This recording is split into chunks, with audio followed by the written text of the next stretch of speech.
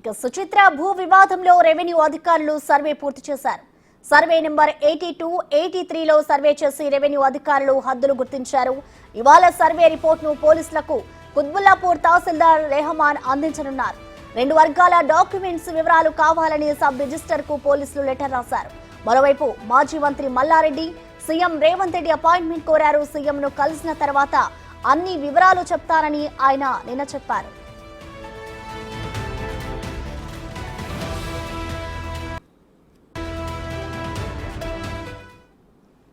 దీనిపై complete details మా ప్రతినిధి సురేష్ లైవ్ లో అందిస్తారు. సురేష్, మల్లారెడ్డి ల్యాండ్ ఇష్యూకి సంబంధించి అయితే కంప్లీట్ సర్వే అయితే పూర్తయింది. మరి సర్వే అధికారులు ఏం తేల్చారు? అలాగే మరోవైపు ఇటు సీఎం రేవంత్ రెడ్డిని కూడా మల్లారెడ్డి కలుస్తాను అన్నట్లుగా చెప్పారు. మరి ఆయన అపాయింట్మెంట్ దొరికిందా సురేష్?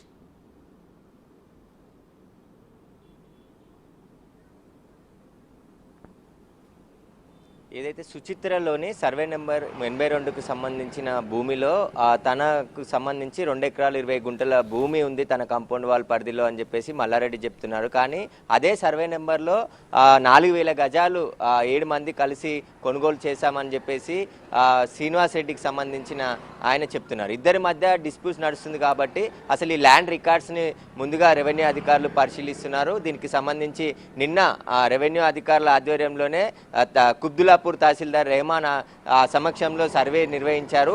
మొత్తం 82, 83కు సంబంధించిన సర్వే నెంబర్లో మొత్తం ఎంత భూమి ఉంది, ఎవరెవరి పేరు మీద రికార్డులో ఉందనే దానిపైన సర్వే నిర్వహించారు. ఆ సర్వే ప్రకారం హద్దులను కూడా గుర్తించి ఈరోజు ఆ సర్వే రిపోర్ట్ అంతా కూడా పేట్ బషీర్బాగ్ పోలీసులకు అందించనున్నారు. అయితే ఈ 2 డాక్యుమెంట్లు కూడా ఒకరి డాక్యుమెంట్ ఒకరు ఫేక్ డాక్యుమెంట్ అని చెప్తున్నారు. కాబట్టి ముందు ఎప్పటి నుండి రిజిస్ట్రేషన్ అయింది, ఎవరి పేరు మీద ల్యాండ్ ముందుండే, ఎవరి నుంచి ఎవరు కొనుగోలు చేశారనే దానిపైన పూర్తి సేల్ డీడీకి సంబంధించిన సర్టిఫికేట్ కాపీలు అన్నిటిని కూడా అందించాలని చెప్పేసి సబ్ రిజిస్ట్రార్కి పోలీసులు లెటర్ రాయడం జరిగింది. దానికి సంబంధించి ఎవరెవరి డాక్యుమెంట్ ఎవరిది ఫేక్ అనేది కూడా సబ్ రిజిస్ట్రార్ కార్యాలయం తేల్చే అవకాశం కనబడుతుంది. కానీ మేము ముందు కొన్నాము అని చెప్పేసి కూడా ఇటు మల్లారెడ్డి అటు శ్రీనివాస్ రెడ్డి ఇద్దరు కూడా చెప్తున్నారు. కాబట్టి దీనిపైన ఇప్పుడున్న యథావిధి స్థాయిని అక్కడ కొనసాగించాలని చెప్పేసి కూడా పోలీసులు నిర్ణయించుకున్నారు. ఎవరు కూడా బయటి వ్యక్తులు ల్యాండ్లోకి వెళ్ళకూడదు అని చెప్పేసి అక్కడ పికెట్ కూడా ఏర్పాటు చేసి ఎవరిని బయటి వ్యక్తులని అక్కడికి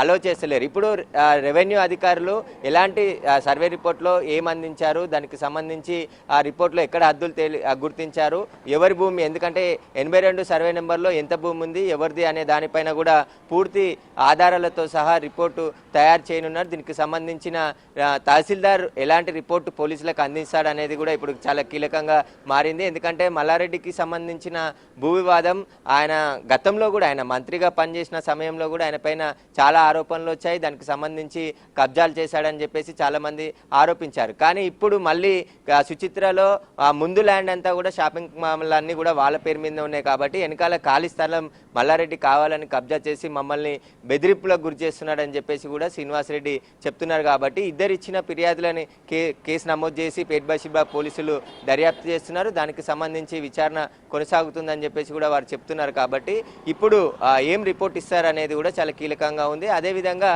మల్లారెడ్డి ఈరోజు సీఎం అపాయింట్మెంట్ కోరాడు. కానీ సీఎం ఆఫీస్ నుంచి మల్లారెడ్డికి అపాయింట్మెంట్ ఉందా లేదా అనేది కూడా ఇప్పటికీ ఇంకా స్పష్టత లేదు. ఆయన మీడియా ముందుకు వచ్చి కూడా ఎలాంటి సమాచారం అందించలేదు. కాబట్టి ఒకవేళ అపాయింట్మెంట్ దొరికితే ఈరోజు సీఎంని కలిసి పూర్తి నా దగ్గర ఉన్న ఆధారాలన్నిటిని కూడా సీఎంకి చెప్పి వివరిస్తానని చెప్పేసి ఇటు మల్లారెడ్డి చెప్తున్నాడు. అదేవిధంగా ఏదైతే ప్రభుత్వ విప్ లక్ష్మణ్ కూడా మా దగ్గర కూడా అన్ని ఆధారాలు ఉన్నాయి, మేము రికార్డ్స్ ప్రకారమే భూమి కొనుగోలు చేశాము, తర్వాత శ్రీనివాస్ రెడ్డికి అమ్మామని చెప్పేసి మేము కూడా మల్లారెడ్డి భూ కబ్జాల పైన పూర్తి సిట్టింగ్ జడ్జి ద్వారా విచారణ జరిపించాలని ప్రభుత్వాన్ని కోరుతామని చెప్పేసి ఇటు లక్ష్మణ్ చెప్తున్నారు. ఇద్దరు కూడా సీఎం దగ్గరికి ఈ ల్యాండ్ వివాదం తీసుకెళ్తామని చెప్తున్నారు. కాబట్టి అసలు ఈ ల్యాండ్ అధికారులు ఎవరు దాన్ని తేలుస్తారనేది ఇప్పుడు చాలా కీలకంగా ఉంది. ఎందుకంటే ఈ ల్యాండ్ విషయంకి సంబంధించి 2011 నుంచి కూడా వివాదం నడుస్తుందని చెప్పేసి అక్కడున్న అధికారులు చెప్తున్నారు. పరస్పరం కేసులు పెట్టుకున్నారు. కాబట్టి ఇప్పుడు ఈ ల్యాండ్కి సంబంధించిన విషయం కొలిక్కి వస్తుందా లేదా అనేది కూడా రెవెన్యూ అధికారులు ఇచ్చే రిపోర్ట్ ఆధారంగానే ఉంటుంది. Thank you Suresh.